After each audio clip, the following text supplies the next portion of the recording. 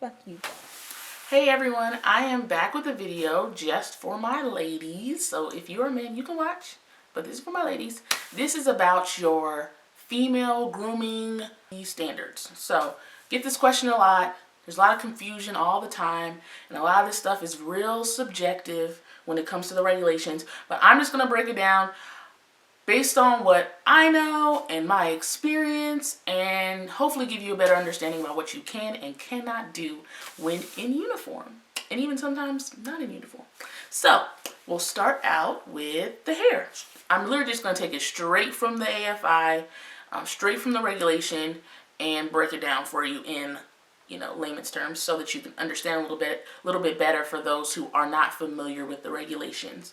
So for the hair for the females, the regulations are as follows. So basically, if your hair is hanging down, if you just have a hairstyle in which you wouldn't pull it back short enough where it can come in kind of like a bob, pretty much. If you have a bob haircut or some type of shortcut, the regulations for you are that it cannot extend below, like when you have your collar on your ABU coat, the collar, the way it flaps down, there's an imaginary line on the back of your collar. So they draw an imaginary line that extends all the way around.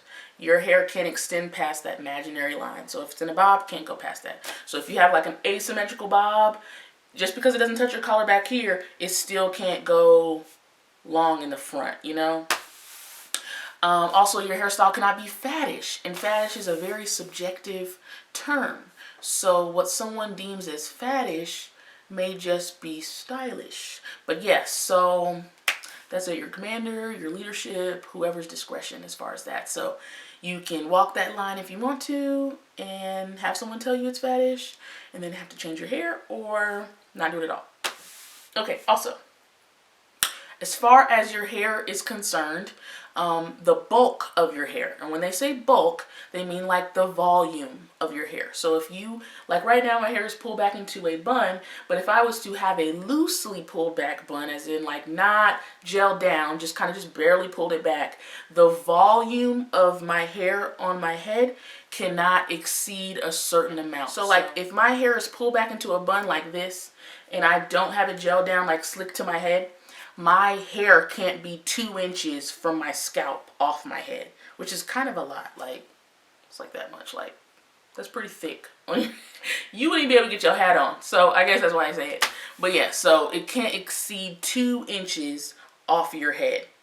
And then your bun can't exceed 3 inches off the back of your head. And it also can't extend out this.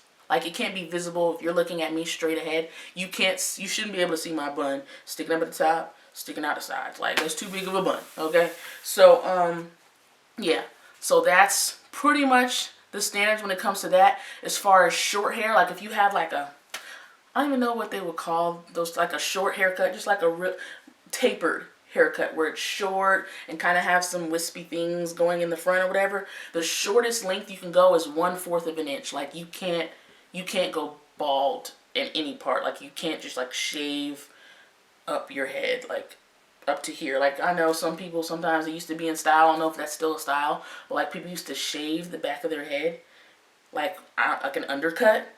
Can't do that. So it has to at least be 1/4 of an inch, the shortest part. And I think if you have a short cut, if you have a really short, I guess it can only be 1 inch. I don't know, that's weird. Longest hair, 1 inch from the scalp. Yeah, that's weird.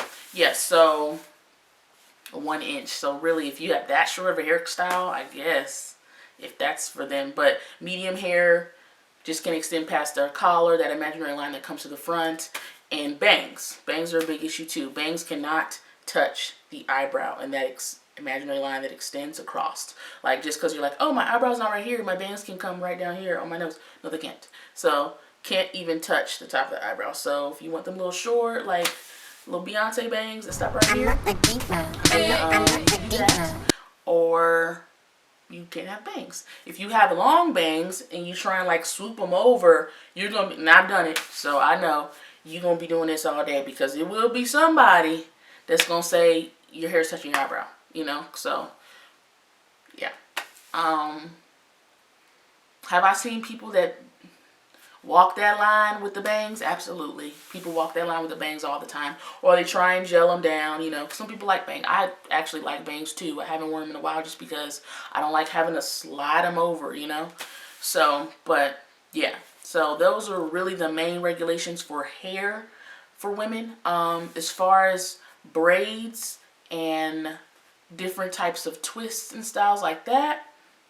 Let's see.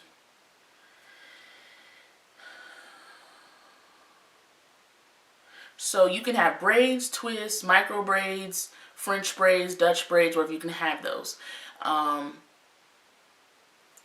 The regulations for them are, let's see.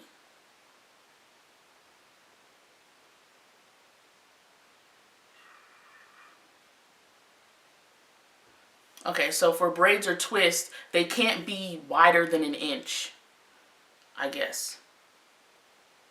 I'm assuming that's talking about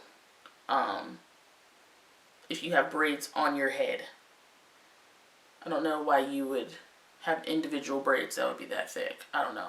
But yeah, I'm assuming that's what that means. If you're going to French braid your hair or something like a cornrow, no bigger than an inch. And then, yeah. Also, your hair color is always a big topic of concern and debate. It has to be a natural, it says, per the regulation, it has to be a natural hair color. So just because blonde is a natural hair color, would that look natural on me? Probably not, considering all of my, you know, like, it just doesn't make sense. So it has to make sense. But if that's not your natural hair color and you're just trying to push the envelope and try and do it because the reg says it can be a natural hair color, don't play that game, because they'll make you go change your hair. And I've seen women that come in like reds. Red is a big issue because a lot of people like to get the reds, but there's a red that's a natural red and there's red that is store-bought. And that red starts to look like maroony and burgundy. That's not a natural hair color that grows out of people's head. So some people let you get away with that, but most of the time they don't. You have to have that like orangey fire engine red if you want to dye your hair red. So yeah, and with the braids, let me touch back on that again. So I just reread it, and it says that for braids, like I said, they can't be bigger than an inch. That I'm a little more convinced that it's talking about when you're just having one braid. Like if you have two braids pull back into a bun, or multiple braids on your head, that's what I think that's talking about. Because it says when you have individual braids, they can't be bigger than 1/4 of an inch, and they have to kind of be uniform in dimension and size. They also need to have a well-groomed and neat professional appearance. You'll hear that all the time. Well-groomed professional appearance. So that is the regulations on that. I mean, that would fall in line with the micros, with the twists, braids, all things. Dreadlocks, unfortunately, are still not authorized in the Air Force. They are in other branches, so maybe we'll move towards that in the future, but not right now.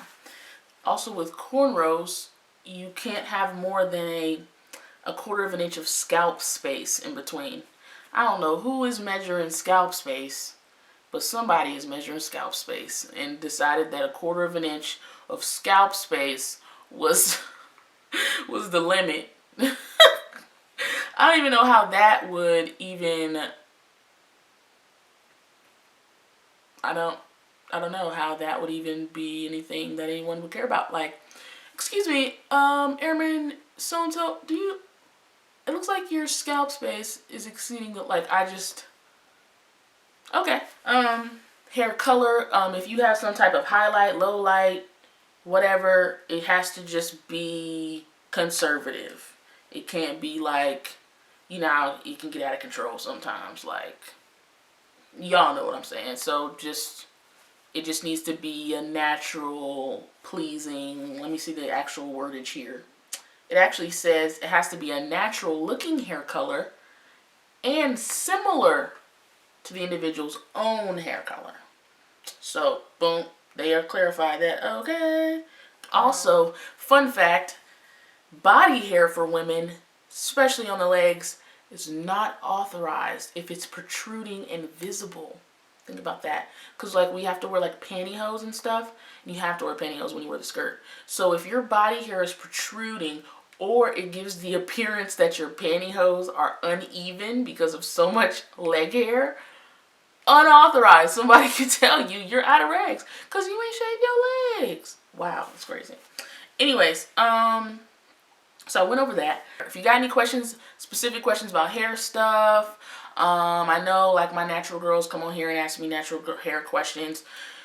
You know, thankfully I'm out of that phase. Sometimes when you're in that, when you're growing, when you big chop and then you are in that natural hair phase of like, these are my options. I can put a headband on it and have a fro, little, you know, TWA, or I can squeeze it into like a puff, but it's like on the top of my head kind of puff and it's not even like, you know, really out there. Or I can wear a fro, a wash and go.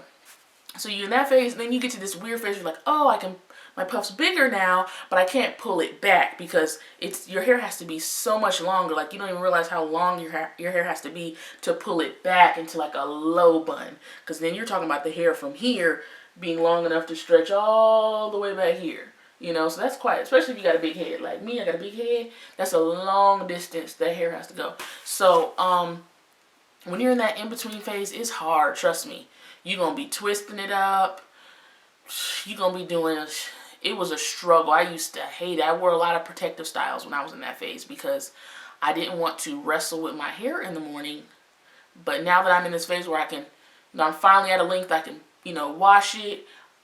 I can, you know, on the weekends obviously wear however I want to wear it. But for, you know, my workday week, it's not as difficult to pull it back, stretch my hair out. It's not that difficult for me anymore. So it's like, whoo, glad that part is over. But yeah, so if you have any hair related questions, leave them down in the comments below. I'll try to get to all of you and maybe have to make a subsequent video if necessary. But definitely leave your comments down below. If you like this video, make sure you give me a thumbs up and subscribe to the channel if you have not already. And of course, thanks for watching and I'll see you next time.